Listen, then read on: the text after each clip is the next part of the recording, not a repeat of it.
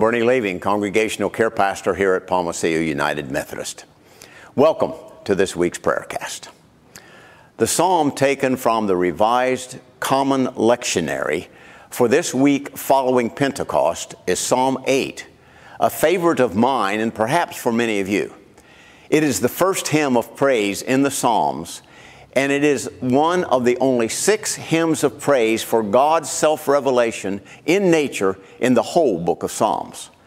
One of my commentaries called it Genesis 1 set to music. It begins, "O Lord, our sovereign, how majestic is your name in all the earth. You have set your glory above the heavens."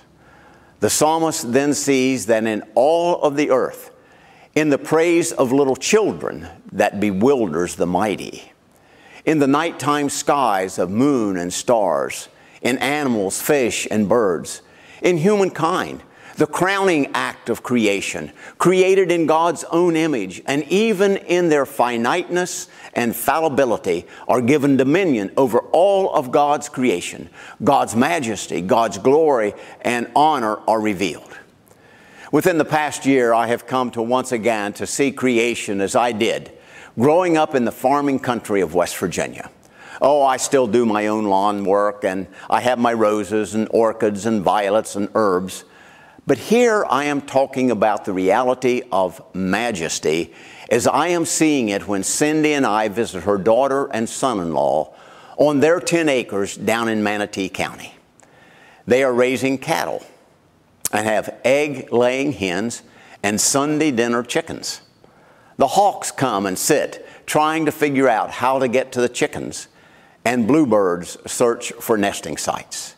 The overflowing creek after heavy rain last summer reminded me of the Ohio River's spring intrusion into our low-lying pasture lands. The evening sunsets are magnificent, and even though I have not seen the night sky, I can only imagine that in the absence of the artificial light of the city, the moon, the Milky Way, Venus, and other planets are such as I remember from my youth and from my time in the Saudi Arabian desert during Desert Storm. All the work of God's creating fingers, as the psalmist said. In addition to the psalmist's praise of God for creating humankind in God's image, there is acknowledgement that while being just a little lower than God carries responsibility. Having dominion over God's creation means that we are to use our power over the created order, over water, air, land, trees, animals, birds, and fish, in a way that serves the purpose of the God who created it all.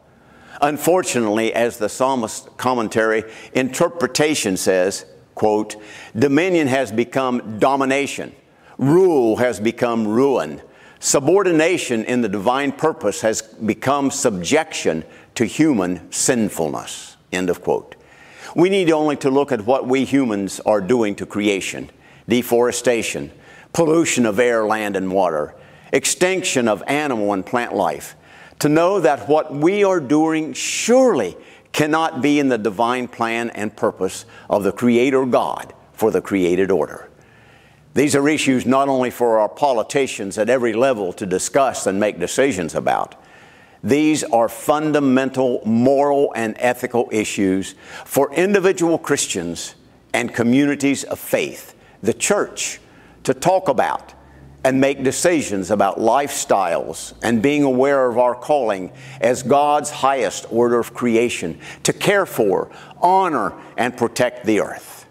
Our United Methodist General Board of Global Ministries has a missionary assigned the mission of caring for God's creation, to bring healing to a wounded earth, to work for environmental justice. This is what it means to be stewards of God's creation.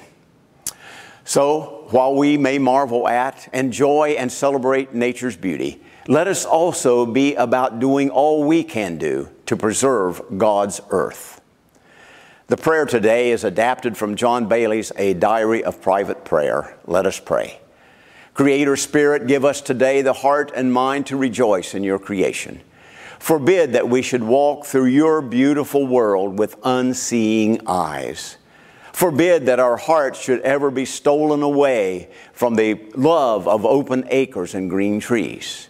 Forbid that when all your creatures are greeting the morning with songs and shouts of joy, we should wear dull and sullen faces. And above all, give us grace to use these beauties of earth and the stirring of life within us as means by which our souls may rise from creature to creator and from nature to nature's creator God. Amen. God bless the rest of your week. Take time to smell the roses. See you in church Sunday.